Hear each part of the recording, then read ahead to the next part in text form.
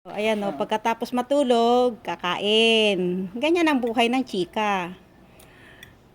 Nabusog sa tulog, Mabubusog nagutom pa sa ang tiyan. Kaya kakain na siya. Ganyan ang buhay, Breakfast, senyorita. guys. Hindi.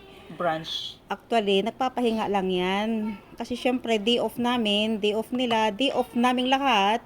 Kaya magpapahinga. So, nagpakabusog sa tulog bago ay magpakabusog sa pagkain. Ayun. Nguya.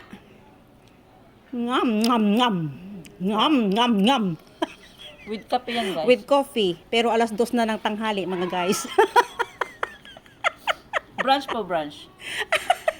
Coffee with bicho-bicho and pansit na may celery. Sarap Ang mag-rest. sarap. O, di ba? Walang pasok, kaya mag-rest tayo. Yan. Enjoy yan ang day off. Correct. Sige, aproveche.